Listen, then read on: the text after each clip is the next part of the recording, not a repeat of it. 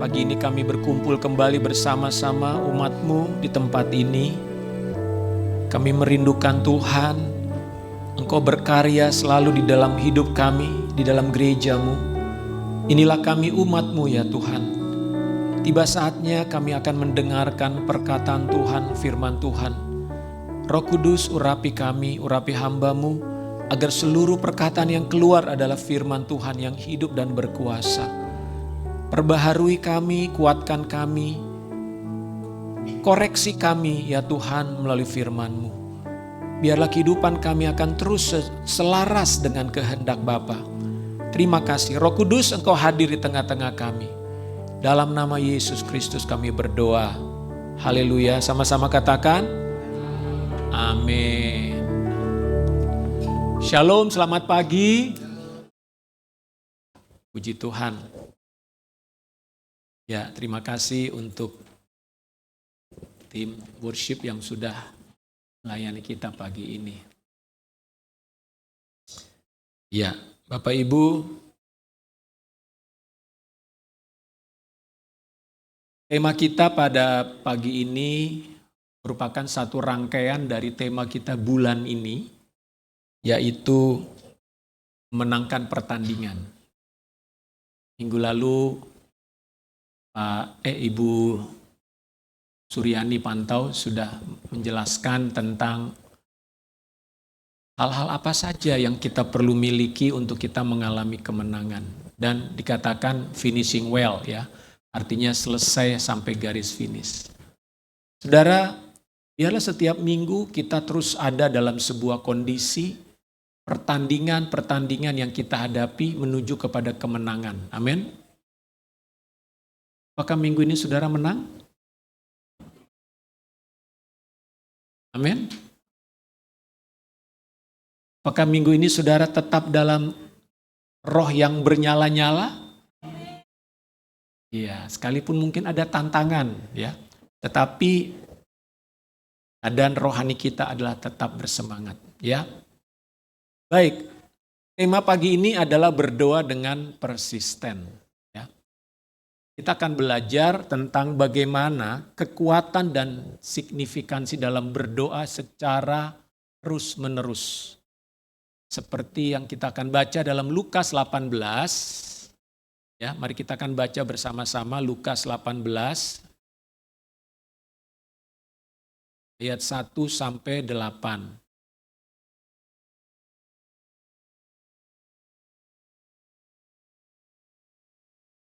Ya, sudah ada di layar. Yesus mengatakan suatu perumpamaan kepada mereka untuk menegaskan bahwa mereka harus selalu berdoa dengan tidak jemu-jemu. Katanya, dalam sebuah kota ada seorang hakim yang tidak takut akan Elohim dan tidak menghormati seorang pun. Dan di kota itu ada seorang janda yang selalu datang kepada hakim itu dan berkata, belalah hakku terhadap lawanku. Beberapa waktu lamanya hakim itu menolak. Tapi kemudian ia berkata dalam hatinya, walaupun aku tidak takut akan Elohim dan tidak menghormati seorang pun, namun karena janda ini menyusahkan aku, baiklah aku membenarkan dia supaya jangan terus saja ia datang dan akhirnya menyerang aku. Kata Tuhan, camkanlah apa yang dikatakan hakim yang lalim itu. Tidakkah Elohim akan membenarkan orang-orang pilihannya yang siang malam berseru kepadanya? Dan adakah ia mengulur-ulur waktu sebelum menolong mereka? Aku berkata kepadamu, ia akan segera membenarkan mereka. Dan tetapi jika anak manusia itu datang, adakah ia mendapati iman di bumi? Ya, di sini kita belajar tentang bagaimana ada seorang janda yang membutuhkan pertolongan dan dia meminta pertolongan kepada seorang hakim. Dan ternyata hakim ini hakim yang jahat. Ya. Maksudnya jahat, dia tuh orang, ya mungkin dia akan menolong kalau bayarlah kira-kira gitu ya. Punya duit lo bayar, gue bantu. Tapi ini janda ini kan janda gak punya uang gitu ya. Jadi apa yang dilakukan oleh janda ini adalah dia terus-menerus datang. Sampai akhirnya hakim ini merasa bosan karena digangguin terus sama si janda ini. Dan akhirnya hakim ini bilang, ya udahlah daripada digangguin saya terus, ya udah saya tolonglah dia. Nah, di sini kita belajar bagaimana hakim yang jahat aja digangguin terus-menerus itu akhirnya menyerah dan bilang, ya udah saya tolongin. Nah, Yesus bilang, apalagi Bapa di sorga. Bapa di sorga itu bukan Bapa yang jahat. Amin. Bukan Bapa yang cuek, bukan Bapa yang masa bodoh dengan keadaan anak-anaknya. Bukan Bapa yang tidak peduli keadaan saudara. Dikatakan Bapa tidak akan pernah mengulur-ulur waktu. Nah, sekarang kita melihat di dalam slide selanjutnya. Apakah arti persisten? Ya.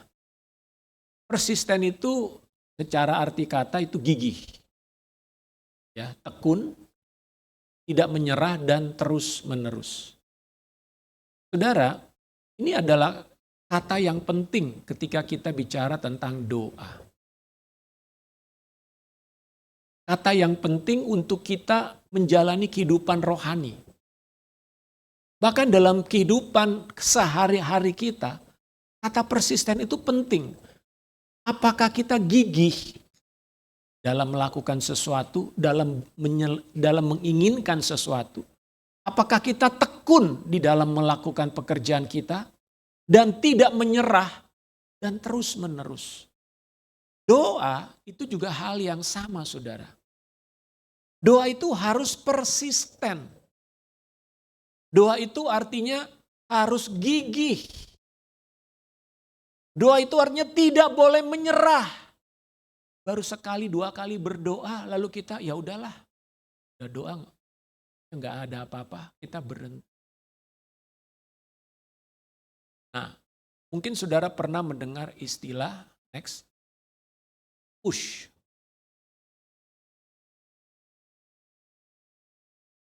Selanjutnya ya, salah satu prinsip berdoa adalah namanya push. Nah, ini sedikit ya. Singkatan dari pray until something happen. Ini salah satu prinsip berdoa. Kalau saudara berdoa untuk sesuatu, berdoalah sampai jawaban doa itu datang.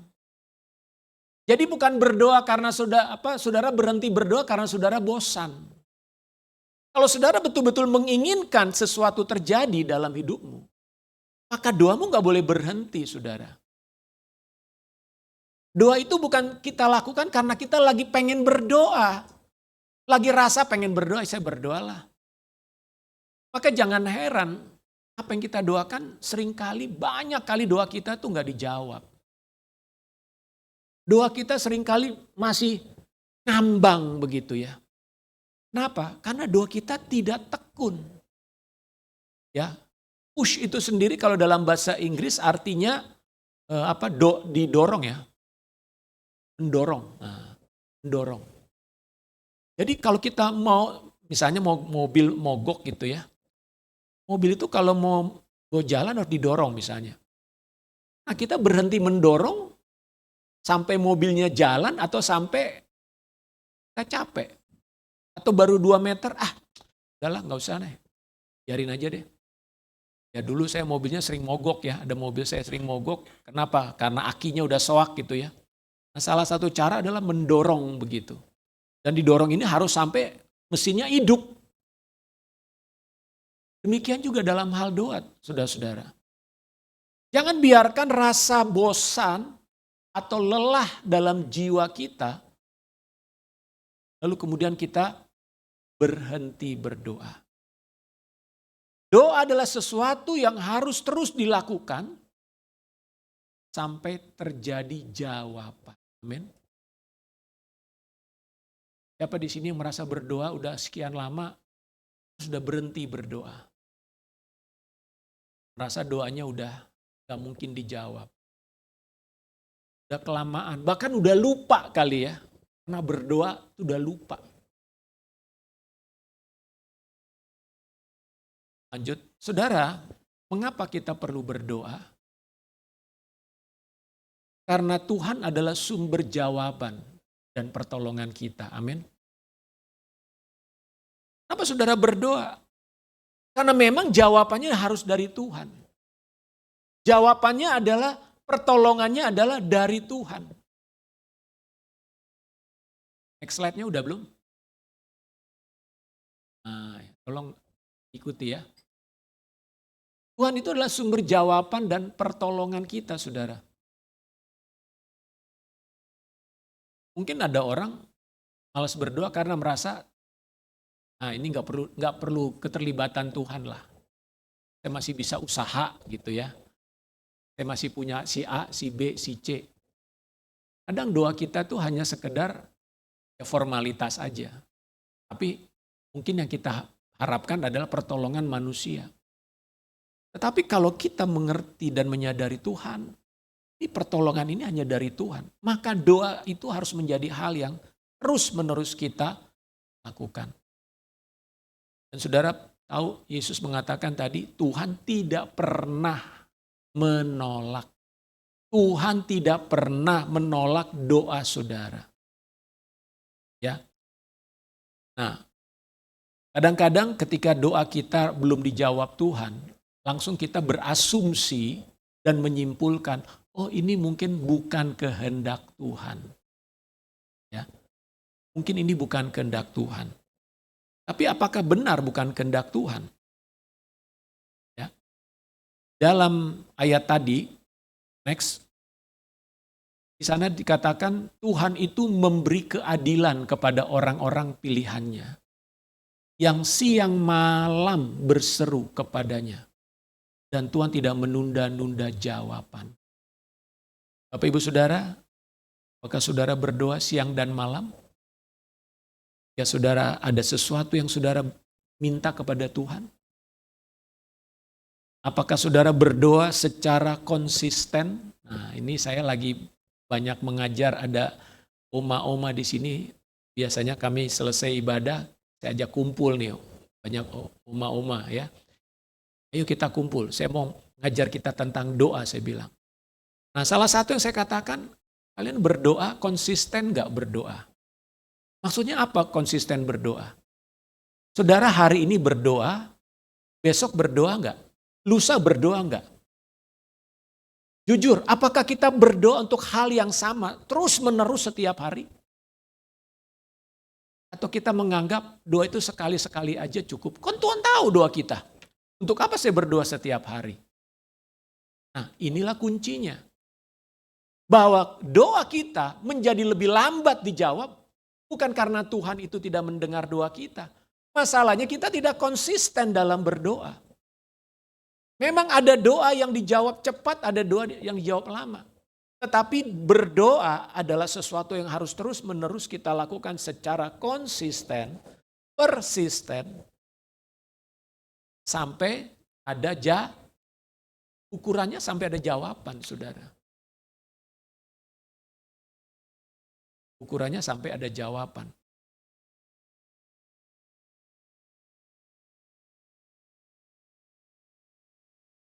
Tuhan tidak menunda-nunda jawaban.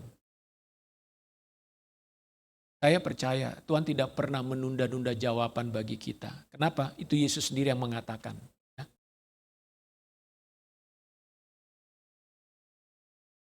Kalau kita renungkan, lanjut, apa persoalan dan pergumulan terberat Anda saat ini? Coba pikirkan satu pergumulan saudara yang terberat. Yang terberat. Jangan yang ringan-ringan, terberat. Mari jadikan itu pokok kedua saudara. Artinya saudara fokus kepada persoalan yang terberat ini. Maka masalah kesehatan, masalah keuangan, kerjaan, masalah keluarga. Ya. Coba ambil satu pokok doa. Saudara rindu Tuhan ini hanya bisa terwujud kalau Tuhan campur tangan.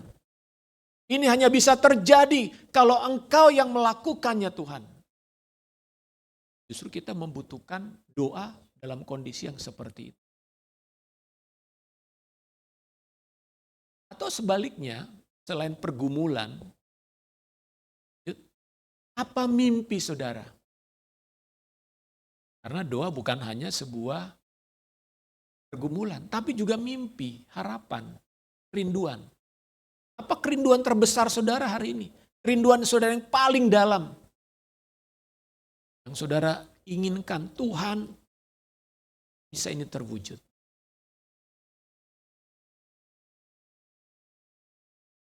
Gereja kita sedang bergumul, memimpikan 1000 jemaat. Itu doa saya sekarang. Fokus saya doanya di situ. Tuhan 1000 jemaat. Kenapa 1000 jemaat? Atau kenapa mesti banyak sih Tuhan? Saudara bertanya, emang gak cukup nih segini? Karena Tuhan ingin menyelamatkan semua orang saudara. Tuhan tidak mau menyelamatkan cuma saudara sendiri. Tuhan tidak hanya menginginkan gerejanya hanya terdiri dari orang-orang yang sudah ada hari ini. Lihatlah penduduk manusia 8 miliar. Lihatlah penduduk DKI ada 10 juta. Mana orang-orang yang tanpa Kristus? Mereka pasti binasa, saudara. Lihatlah rekan-rekan kerjamu yang tiap hari saudara jumpai. Lihatlah teman-teman sekolahmu yang satu kelas. Berapa banyak di antara mereka yang betul-betul sudah mengenal Kristus. Kalian tahu? Mereka akan menuju kepada jurang kebinasaan. Apakah kita hidup hanya untuk diri kita sendiri? Yang penting saya aman, saya udah pasti masuk surga, saya percaya. Nah, mimpi enggak kita sama Tuhan? Mimpinya sama enggak dengan mimpinya Tuhan? Karena mimpinya Tuhan, harapannya Tuhan apa? Jadikanlah segala bangsa muridku. Jadikan semua bangsa, itu mimpinya Tuhan loh. Bukan mimpi pendeta, mimpi Tuhan. Kita di sini sebagai jemaat Tuhan harusnya bisa melihat, oh ini mimpinya Tuhan. Dan kita mau bekerja sama dengan Tuhan. Dan kita mulai dengan doa. Kita tangkap dulu mimpinya Tuhan. Nah, apa mimpi saudara yang terbesar hari ini? Ya, saya membagikan mimpi ini kepada saudara. Yuk kita mau berdoa untuk jiwa-jiwa. Tapi mungkin saudara punya mimpi juga. Saudara punya mimpi untuk berumah tangga. Saudara punya mimpi ingin punya pekerjaan yang jauh lebih baik. Saudara mungkin punya mimpi untuk menjadi berkat bagi orang di luar sana. Ya, saudara punya mimpi lah. Ya. Dan ketika saudara bermimpi, saya mau katakan, mimpi itu mimpi yang baik tentunya. Saudara tentu tidak pernah bermimpi yang buruk, bukan? Tapi kenyataannya, banyak orang di dunia ini mimpinya buruk loh. Kok bisa sih Pak? Iya. Ada yang mimpi dia selingkuh sama istri orang lain. Ada yang memimpi, itu namanya imajinasi. Ada orang yang mengimajinasikan dia kaya raya. Lewat apa? Gimana caranya gue bisa punya uang ya? Oh ada proyek nih. Ini proyek bisa gue mainin nih. Saudara, Tuhan itu memberikan kepada kita kemampuan untuk bermimpi. Tapi mimpikanlah hal-hal yang baik. Mimpikanlah hal-hal yang positif. Nah, imajinasi di dalam, nanti kita akan bahas itu sangat penting dalam kehidupan kita sebagai orang percaya. Kalau orang sudah tidak punya imajinasi dalam hidupnya, berarti dia nggak punya mimpi apa-apa lagi. Ya, saya tanya sama para orang tua, Oma masih mimpi apa? Wah saya mah udah nggak punya mimpi. Pasti ada mimpi. Ya, paling nggak mimpinya kalau dikubur nanti ada pesta lah. Orang-orang datang ke pemakaman saya, bersuka cita dan berkata, ini Oma yang imannya luar biasa. Saudara, mau gak mimpinya seperti itu? Tuhan, kalau Tuhan memanggil saya, anak cucu saya semuanya di dalam Kristus. Wah, ya kan?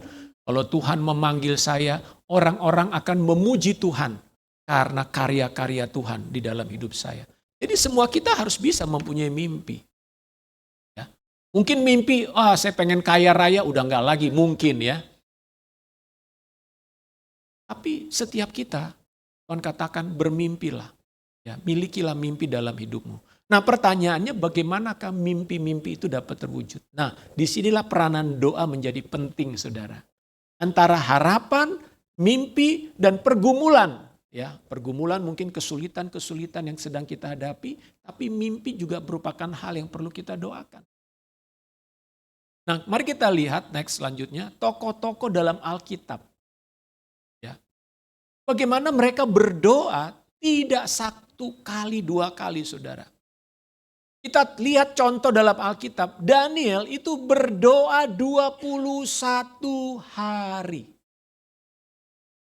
Nah coba, saya mau tanya, pernahkah saudara menghitung saudara berdoa 21 hari secara terus menerus, non-stop? Yuk, siapa di sini punya komitmen Tuhan saya mau berdoa selama 21 hari terus menerus untuk sebuah pergumulan? Ada? Nah, saudara, kalau saudara belum pernah melakukan, saya mau mendorong saudara, coba ambil komitmen saudara mulai hari ini, Tuhan saya mau berdoa 21 hari. Kenapa Daniel berdoanya 21 hari saudara? Ternyata ketika dia hari pertama berdoa, Tuhan itu sudah langsung kirim jawaban melalui malaikat Gabriel. Ingat, Tuhan gak pernah menunda jawaban ya. Tuhan gak perlu menunda jawaban loh. Dia langsung kirim utusan Gabriel kasih jawaban kepada Daniel. Tapi dikatakan waktu dia dalam perjalanan dari sorga ke bumi, Gabriel kasih laporan sama Daniel. Dia dihadang oleh raja kerajaan Persia. Penguasa Persia. Penguasa Persia di sini bukan raja di bumi, saudara. Tapi itu penghulu udara Persia namanya. Jadi Gabriel berperang, saudara. Tapi dia kewalahan juga nih menghadapi penghulu Persia ini. Sampai akhirnya datanglah malaikat kedua namanya Mikael, malaikat perang, menolong Gabriel. Sehingga akhirnya Gabriel bisa turun untuk menyampaikan pesan Tuhan, jawaban Tuhan pada Daniel. Hari ke-21 saudara. Daniel terus berdoa 21 hari. Jawaban Tuhan. Karena Daniel meminta petunjuk dari Tuhan. Apa yang akan terjadi dengan bangsanya. Dia meminta jawaban dari Tuhan. Saudara, ketekunan dalam doa itu menentukan apakah saudara dapat jawaban secepat itu atau lebih lambat. Saya mau mendorong saudara, ayo mulai sekarang belajarlah berdoa yang namanya doa dalam ketekunan. Jadi doanya enggak random gitu loh. Ya, sekarang doa, besok enggak, nanti berdoa, besok enggak. Itu satu. Dari segi hari, continue. Yang kedua dari segi jam. Saya mau mendorong kita semua di sini. Saudara harus punya jam doa yang konsisten. Coba saudara mulai masuk dalam jam doa. Yang memang saudara harus masuk ke dalam kamar. Memang ada ayat firman yang mengatakan kita berdoa kapan saja, di mana saja. Betul. Tapi Yesus juga mengatakan kalau kamu berdoa masuklah kamu ke kamar. Daniel itu seorang pejabat setingkat Perdana Menteri. Kira-kira menurut saudara dia sibuk nggak? Dia sibuk mana dari saudara kira-kira? Tapi Alkitab mengatakan Daniel 3 kali sehari berdoa. Di tengah-tengah kesibukannya dia berkomitmen, karena orang Yahudi itu punya doa 3 kali sehari. Dia berdoa 3 kali sehari saudara. Jadi Daniel itu memang sudah mendedikasikan jam-jam doa di dalam hidupnya. Mungkin jangan heran, Daniel itu punya karir juga luar biasa. Kenapa? Karena ketika dia terus dalam doa, dia punya kekuatan rohani. Bayangkan, dia harus menjadi seorang pejabat yang jujur, pejabat yang memegang integritas di tengah-tengah bangsa penyembah berhala yang bicara kejujuran itu mereka nggak peduli. Makanya suatu kali musuh-musuhnya Daniel nggak senang sama Daniel. Ini orang kok bisa naiknya karirnya begitu banget. Cari dong kelemahan dia apa? Kelemahan dia apa? Dia pernah terima suap nggak? Dia pernah selingkuh nggak? Dia pernah, pokoknya lo cari kelemahan dia apa? Apa kelemahan dia? Saudara, kalau saudara udah disasar sama seseorang, saudara pasti bisa dicari kelemahannya.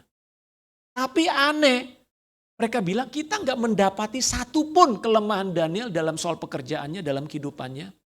Kecuali cuma satu, ini dianggap kelemahan. Apa? Suka berdoa. Jadi kelemahan di mata musuh-musuhnya, Daniel itu suka berdoa. Akhirnya mereka membuat sebuah siasat, bagaimana cara supaya Daniel dihukum.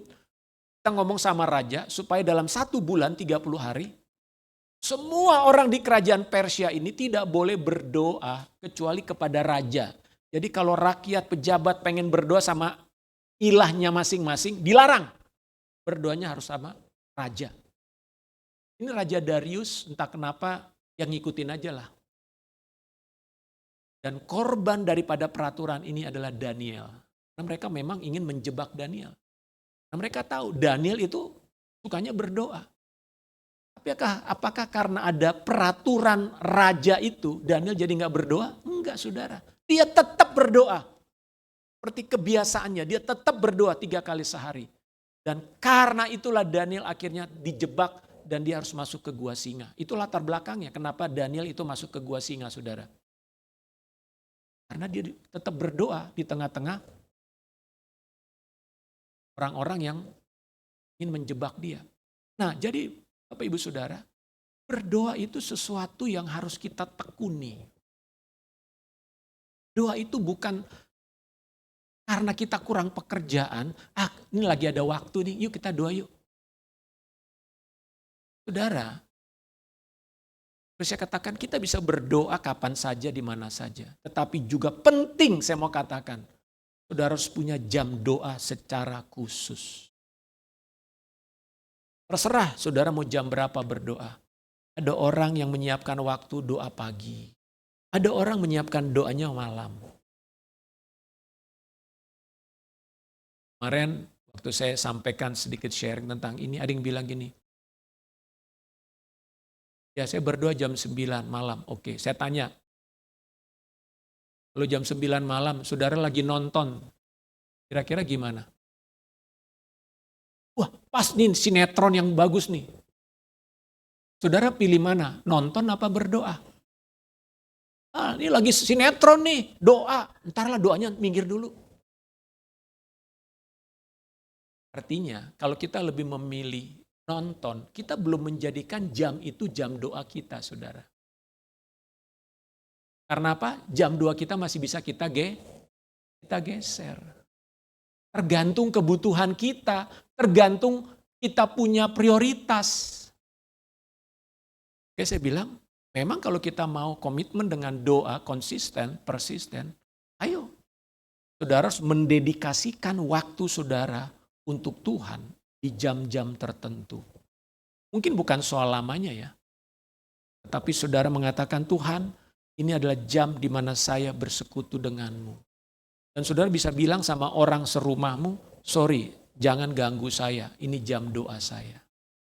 Saudara harus bisa bilang, ya, ada tamu ada siapa, sorry, jangan diganggu, ini jam doa saya. Nah, itulah artinya kita membangun sebuah komitmen di dalam doa, saudara. Kemudian kita melihat contoh yang kedua, itu Elia. Dikatakan Elia berdoa ketika itu hujan sudah tidak turun 3,5 tahun. Dia baru saja mengalahkan nabi-nabi Baal dan Asaria. Lalu Elia berdoa, dikatakan, tidak disebut berdoa sih, disebut dia berlutut. Ya, dia naik ke Gunung Karmel, lalu dia naik lebih tinggi lagi, dia berlutut dengan kepala, sujud dengan kepala di antara kedua lututnya. Lalu dia minta kepada asistennya, coba kamu lihat ke arah laut. Apa yang kamu lihat? Sementara Elia berlutut, bantunya bilang, nggak ada apa-apa, nggak kelihatan apa-apa. Oh ya sudah, dia berlutut lagi. Sekarang coba kamu lihat, ada apa? Udah lihat ada sesuatu nggak? Nggak ada apa-apa. Lalu akhirnya Elia berlutut lagi saudara. 3 kali. Coba lihat, ada apa di laut? Enggak ada apa-apa. Saya mau tanya, kalau saudara posisi Elia gimana? Udah 3 kali enggak ada apa. 4 kali enggak ada apa-apa. Enggak kelihatan apapun, sama aja. Mungkin asistennya bilang, Pak Elia ngapain sih bolak-balik, gue disuruh ngelihat ke atas. Lihat turun, naik, turun, naik, turun. 5 kali. 6 kali. 7 kali baru ada laporan dari asistennya. Tuan, aku melihat awan sebesar telapak tangan. Kecil.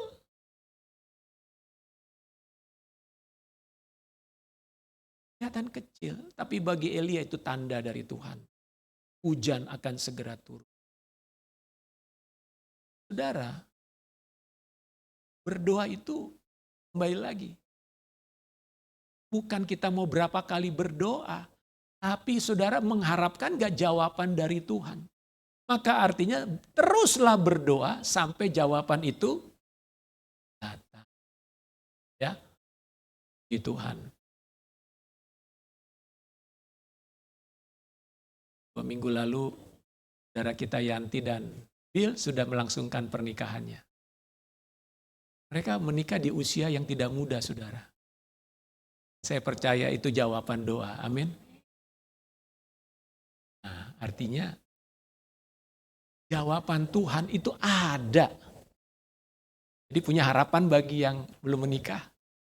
Haleluya. Akan ada kesaksian-kesaksian lagi tentunya, ya. Tapi bukan opung risma kan?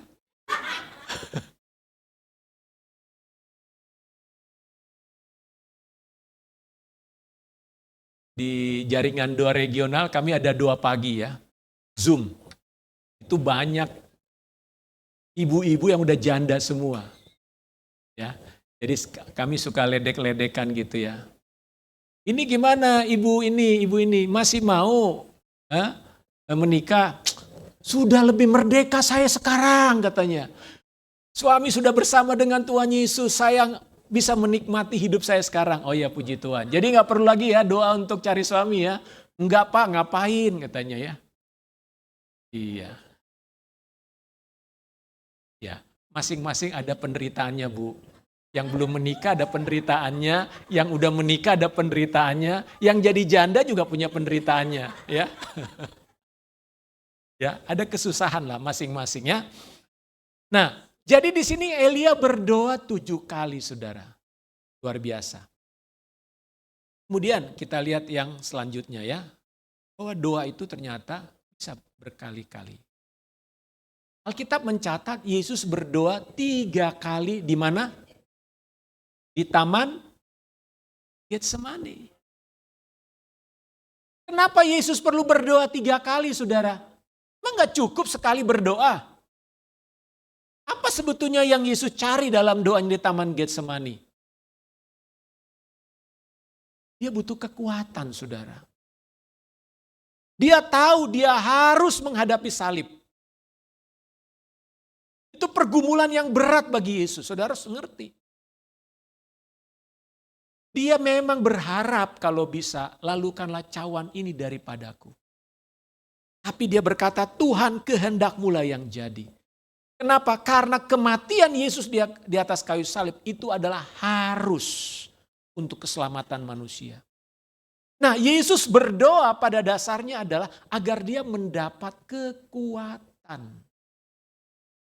Dan 3 kali Yesus berdoa. Kita tahu dalam ayat yang lain dikatakan, maka datanglah seorang malaikat memberi kekuatan kepada Yesus. Betul? Makanya saudara lihat, waktu Yesus ditangkap sampai Yesus disiksa, lalu Yesus di atas kayu salib, tidak ada kata-kata keluhan dan penyesalan dalam diri Yesus. Tidak ada. Tidak ada kata-kata emosi dalam diri Yesus kepada orang-orang yang menyalibkannya. Dia kalau marah, emosi bisa nggak? Dia bisa, udah nggak kuat nih, udah nggak kuat. Bapak kirimkan malaikat, bunuh ini semua tentara Romawi. Bisa nggak? Bisa, saudara. Kita kalau nggak kuat emosi kan? Kalau Yesus emosi, menang atau kalah dia? Kalah, saudara. Jadi justru ketika kita menghadapi pergumulan yang amat berat, doa menjadi kekuatan kita. Doa terus. Kenapa? Disitulah kita mendapat kekuatan, menang kita menghadapi pergumulan hidup. Menang kita menghadapi tekanan. Mungkin di sini ada ibu-ibu dengan anak-anaknya. Ngelihat anak, emosi nggak? Emosi. Anak saya begini, dia kasih tahu nggak ngerti-ngerti, diajarin nggak ngerti-ngerti. Saudara hati-hati, jika ibu-ibu emosi, bisa kadang-kadang keluar kutuk, betul nggak? Hati-hati loh, kau sedang mengutuki anakmu. Justru bagaimana kita menghadapi situasi ini, disitulah saudara sadar, doa. Supaya saudara kuat, supaya saudara tidak mengeluarkan kutuk kepada anakmu atau bahkan kepada suamimu. Tapi supaya saudara mampu dan terus mengasihi anak. Kau bisa terus berkata, ayo nak, sadar ya, ayo mama papa tetap sayang kamu. Kalau enggak, yang adalah kata-kata bukan. Demikian juga mungkin kita di kantor ya menghadapi tekanan dari atasan. Kalau kita enggak kuat saudara, mungkin kita akan mulai mencaci maki atasan kita. Atau mungkin kita mulai mengutuki perusahaan kita. Padahal Tuhan mau kita memberkati. Nah bagaimana kita menghadapi itu semua? Doa kuncinya. Masuk dalam doa saudara. Pagi-pagi saudara dari rumah, saudara udah berdoa, Tuhan berkati perusahaan, berkati pimpinan saya. Biarlah saya boleh mendapatkan kekuatan menghadapi tantangan-tantangan hari ini di kantor. Jadi dengan demikian Bapak Ibu, kita mampu melewati semua hal yang terjadi dalam hidup ini. Dan yang terakhir, murid-murid berdoa 10 hari. Sebetulnya waktu itu Yesus hanya bilang begini sama murid-muridnya. Kalian akan menerima Roh Kudus. Jangan tinggalkan Yerusalem. Udah itu aja pesannya. Kalau kamu menerima Roh Kudus, kamu akan menjadi saksiku Yudea, Samaria sampai ujung bumi. Oke ya? Jadi murid-murid memenuhi pesan itu setelah Yesus naik ke atas ke sorga dan di Bukit Zaitun, murid-murid turun ke kota Yerusalem lalu mereka berkumpul. Yuk kita kumpul. Kita kan gak boleh meninggalkan kota Yerusalem. Karena mereka ini kan murid-murid ada yang dari Yudea, ya, ada yang dari Samaria, Petrus orang Galilea, ya kan. Mungkin sekarang udah gak ada Yesus terus kita ngapain coba. Mungkin Petrus berpikir, ya udahlah aku balik aja dulu ke kampung nih, lihat istri udah lama nih, lihat perahu saya udah lama gak diurusin. Mungkin kita bisa aja berpikir gitu. Tapi mereka taat kepada apa yang Yesus katakan. Jangan pergi, jangan tinggalkan Yerusalem. Tunggu, Roh Kudus akan diberikan. Hari pertama mereka kumpul. Semangat ya. Berdoa, kumpul berdoa saudara. Ya mungkin ngobrol, makan segala macam. Tapi kumpul berdoa. Ya. Lalu hari kedua, kumpul lagi. Hari ketiga, kumpul lagi. Mungkin ada yang mulai bertanya, ini ada apa-apa ya? Udah 3 hari kita di sini nih. Kita di sini udah 3 hari. Gak ada terjadi apa-apa. Udah sabar. Hari keempat, terjadi apa-apa juga. Hari kelima, dan seterusnya. Sampai hari ke-10. Barulah pada hari ke-10 Tuhan mencurahkan Roh-Nya. Makanya dicatat di situ 120 murid kurang lebih yang berdoa. Mungkin saja ada dari antara orang-orang yang mendengar perintah Yesus itu, mereka nggak kumpul di situ saudara. Nggak gak kebagian janji Tuhan. Nah, sekarang gimana? Apakah kita mau tekun berdoa atau tidak? Kemarin beberapa waktu yang lalu saya dengan istri menghadiri ulang tahun teman gitu ya. Teman orang Manado ya. Terus di situ ada jenderal polisi. Ya mereka buat acara lah gitu ya. Karena udah jam 9, saya bilang sama istri kita pulang. Terus ada teman yang lain, ya kita pulang. Udah pulang, biasa kan pulang. Beberapa hari kemudian teman saya bilang gini, aduh Pak Parda kenapa pulang duluan? Kenapa? Tahu nggak setelah Pak Parda pulang, itu jenderal bagi-bagi dolar. Ada yang dapat $100, ada yang dapat 500.000. Oh ya, waduh gak kebagian dong gue. Padahal cuma bikin kuis-kuis Alkitab gitu ya. Siapa murid Yesus ini? Nah itulah gak kebagian karena gak tekun sampai selesai. Nah ini contoh aja. Kadang-kadang kita merasa ya udahlah pulang duluan gitu ya. Ada berkat terakhir ternyata yang Tuhan sediakan. Ya udah lain kali lah nanti sampai jam 12 malam juga dijabanin.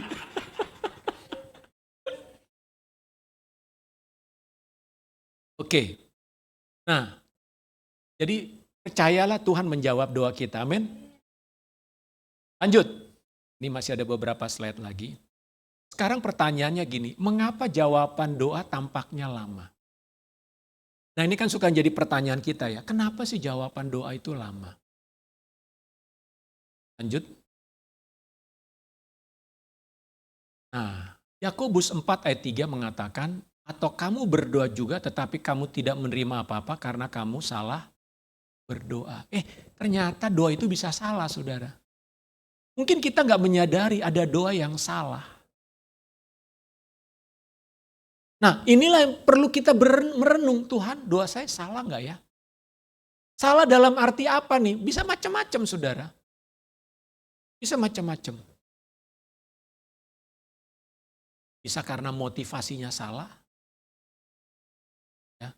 Bisa juga karena salah menyampaikan. Salah di dalam sikap hati. Apa itu?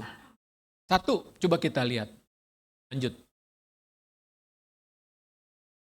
Pikiran yang tidak selaras dengan firman Tuhan. Jadi doa kita salah karena pikiran kita ngawur. Pikiran kita nggak sesuai dengan firman Tuhan. Nah, Mazmur 1 ayat 1-3 mengatakan agar kita jangan berkumpul dengan orang-orang fasik. Karena perkumpulan dengan orang-orang fasik itu mengacaukan pikiran kita, saudara. Waktu saudara berdoa, pikiran saudara tidak selaras dengan firman. Tapi pikiran saudara penuh dengan hal-hal yang buruk dan negatif. Makanya Mazmur mengatakan, renungkanlah firman Tuhan siang dan malam. Saudara harus ingat, pikiran itu mempengaruhi perasaan kita. Ya, kalau pikiranmu dipenuhi dengan hal yang buruk, pasti perasaan saudara akan negatif. Kalau pikiran saudara tidak dipenuhi dengan firman Tuhan, yang ada di dalam hati kita apa? Hal-hal yang jahat, saudara. Jadi jaga pikiran kita dengan firman Tuhan. Selaraskan terus setiap hari pikiranmu dengan firman Tuhan. Kalau ada hal-hal yang negatif dalam pikiranmu, saudara harus segera singkirkan dan buang.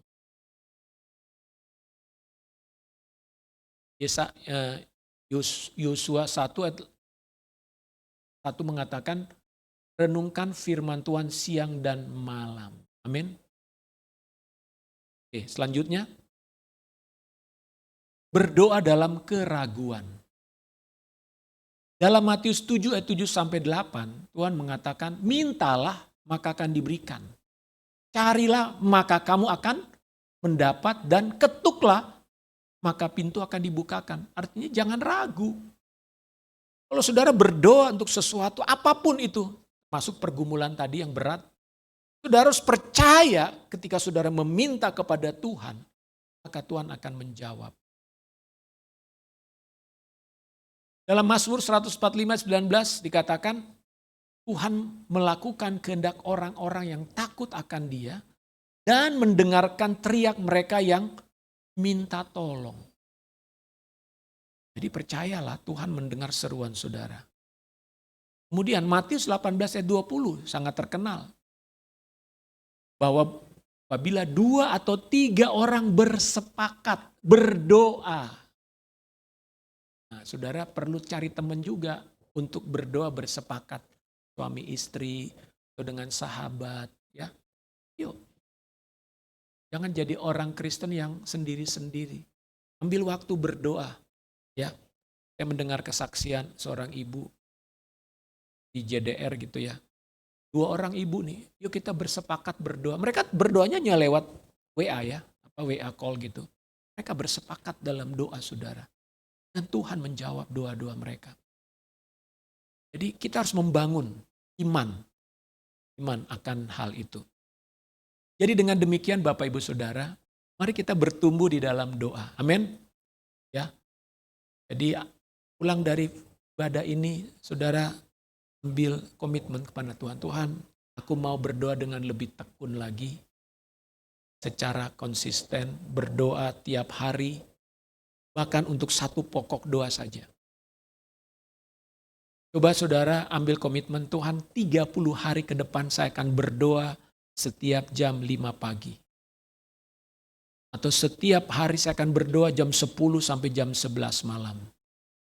Saya akan berdoa. Sebelum saya tidur 1 jam saya akan berdoa. Menyembah Tuhan berdoa. Fokus saja kepada satu pergumulan saudara. Kalau itu sesuatu yang urgent buat saudara untuk didoakan, lihat akan ada terobosan-terobosan. Yang pasti di dalam doa itu akan ada banyak hal yang Tuhan akan nyatakan dalam hidup kita. Amin. Nah sekarang bagian terakhir, kita akan melakukan deklarasi iman. Mari kita bangkit berdiri. Ya, kenapa deklarasi ini selalu saya buat? Supaya kita semakin kokoh di dalam iman kita ya.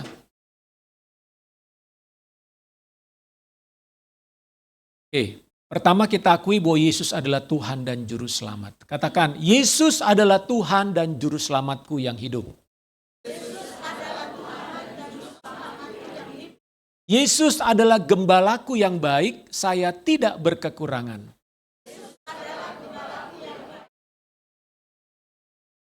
Aku hidup dan tinggal di dalam kasih karunia Bapa. Tuhan menjawab doaku. Tuhan menyediakan semua kebutuhanku. Tuhan memberkatiku dengan berlimpah-limpah. Yesus menyembuhkan penyakitku. Aku aman di dalam Yesus Kristus. Saudara, belajar membuat deklarasi semacam ini setiap hari dalam hidupmu. Jangan deklarasinya, wah saya sial, saya orang susah, keluarga aku berantakan. Bukan itu deklarasinya. Saudara harus mendeklarasikan firman Tuhan dalam hidupmu setiap hari. Amin. Saudara sakit, deklarasikan sakitmu sembuh. Saudara butuh keuangan, deklarasikan Tuhan memberkatiku dengan keuangan. Tuhan menyediakan yang aku perlukan. Pekerjaankah? Termasuk kalau saudara butuh jodoh, katakan Tuhan menyediakan jodoh bagiku. Amin. Tuhan Yesus memberkati. Mari kita tundukkan kepala. Haleluya. Haleluya. Ambil waktu berdoa secara pribadi di hadapan Tuhan saat ini. Nyatakan kepada Tuhan komitmen apa yang engkau ingin lakukan di dalam hal doa. Biarlah saudara akan melihat jawaban-jawaban Tuhan atas doa-doa saudara. Tuhan ingin menjawab doa-doa saudara. Dia tidak mau menunda-nunda. Namun ada hal-hal tertentu yang harus diselaraskan dalam hidup kita dengan Tuhan, saudara. Uramata shikara labayara lameshinayara.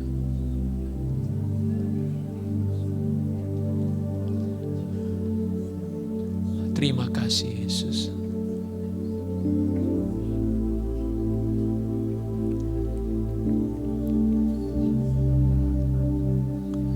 Terima kasih Tuhan. Kuatkan kami sebagai gereja-Mu di tempat ini dalam hal doa. Biarlah kami yang sudah mendengar firman-Mu pada hari ini ya Tuhan. Kami menjadi jemaat yang memiliki kerinduan, hasrat berdoa yang lebih lagi. Biarlah doa menjadi gaya hidup kami. Doa bukan karena kami punya kebutuhan, tetapi karena kami mengasihi Tuhan. Karena kami rindu mengenal Engkau lebih dalam. Kami ingin bersekutu dengan-Mu setiap hari ya Tuhan. Haleluya. Haleluya. Oh Roh Kudus, jamalah kami, jamalah umat-Mu di tempat ini. Penuhilah kami ya Roh Kudus dengan hadirat-Mu selalu. Biarlah hati kami selalu melekat kepada Tuhan saja. Kuria nama shikara bata shikara labayara lama lamesh. Indaya rabata shikara labayara takara lamesh.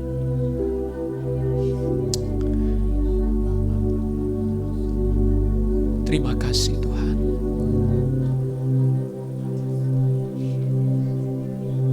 Mari kita nyanyikan satu pujian. Yesus, Yesus dengar doaku.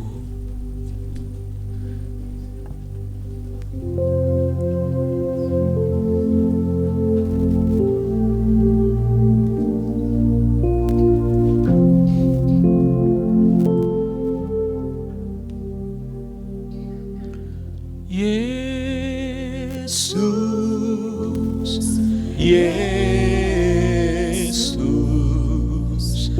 dengar doaku.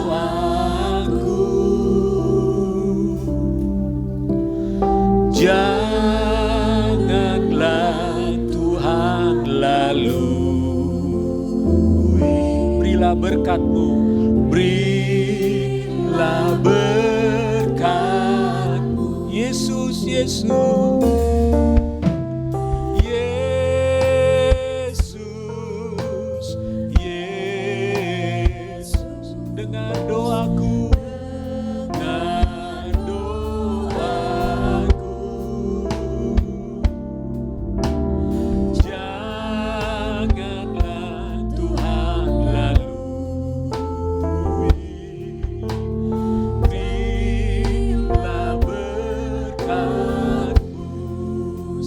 Katakan Yesus, Yesus, Yesus, dengar doaku. Janganlah Tuhan lalui. Berilah berkat. Mari angkat tangan saudara, katakan Yesus, Yesus. Berserulah kepada Tuhan, panggil nama Yesus. Dengar doaku. Oh Yesus, janganlah Tuhan lalui. Berilah berkat. Sekali lagi katakan Yesus, Yesus.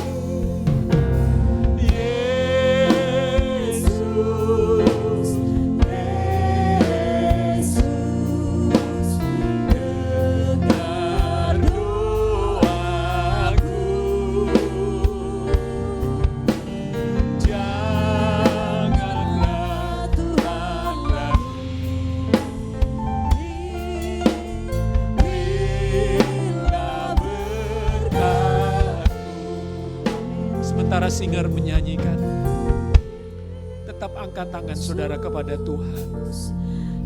Inilah waktu saudara berdoa kepada Tuhan.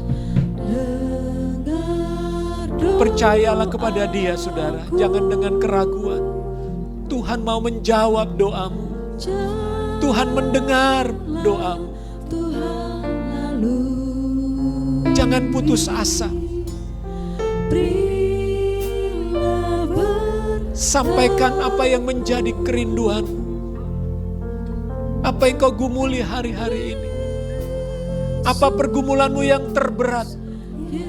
Mulai katakan, Tuhan, aku percaya Engkau mendengar doaku. Engkau menjawab doaku. Indaya rama shikara labaya rata shikara lamaya rata shikara lamaya rata. Indaya rata shikara la firidia rata shikara labaya rata kara lama. Indaya rata shikara labaya rata shikara labaya rata shikara labaya rata lama.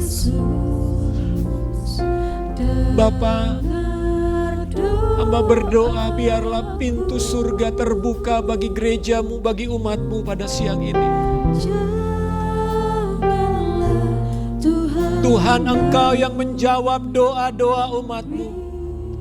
Terjadilah ya Tuhan manifestasi jawaban doa itu atas kehidupan umatmu. Hamba berdoa saat ini untuk setiap anggota jemaat di tempat ini. Engkau memberkati mereka. Hamba melepaskan berkat-berkat-Mu atas hidup mereka. Berkat atas rumah tangga mereka. Berkat atas kehidupan rohani mereka. Mereka menjadi jemaat yang kuat, yang tangguh, yang setia kepada Tuhan. Yang menerima seluruh janji-janji Tuhan. Tuhan memberkati anak-anak mereka. Biarlah anak-anak mereka bertumbuh dalam iman dan ketaatan kepada Tuhan. Dan mengasihi orang tua. Berkati anak-anak mereka menjadi anak-anak yang berhasil dalam pendidikan mereka. Berkati para suami-suami yang bekerja. Berkati para istri-istri yang bekerja. Biarlah rumah tangga mereka berkati dengan ekonomi yang baik ya Tuhan. Hamba berdoa tidak ada satupun jemaat-Mu yang berkekurangan. Hidup mereka dalam kelimpahan. Berkat mengalir dan mengalir selalu. Demikian juga yang sakit Tuhan jamah dan sembuhkan. Kami katakan oleh bilur-bilur Yesus, setiap sakit penyakit saudara disembuhkan oleh Tuhan. Haleluya. Terima kasih Bapa, terima kasih Tuhan. Pakailah umat-Mu di tempat ini untuk menjadi saksi-saksi-Mu. Engkau mengutus mereka untuk menjadi saksi Kristus, untuk menjadi terang bagi dunia ini. Terang di tempat kuliah, di tempat sekolah mereka, di tempat pekerjaan mereka. Mereka menjadi berkat bagi tetangga-tetangga mereka. Terima kasih Tuhan, terima kasih. Bahkan Tuhan, Engkau yang membawa jiwa-jiwa di tempat ini. Terima kasih 1000 jemaat Tuhan bawa di tempat ini. Engkau terus melipat gandakan jiwa-jiwa di tempat ini. Orang-orang yang terhilang dan tersesat. Tuhan, Roh Kudus membawa mereka. Biarlah mereka mengalami kelepasan, kelegaan dari Engkau ya Tuhan. Terima kasih. Terima kasih Bapa, kami mengucap syukur. Di dalam nama Yesus Kristus. Silakan duduk Bapak Ibu. Kita masuk dalam doa syafaat.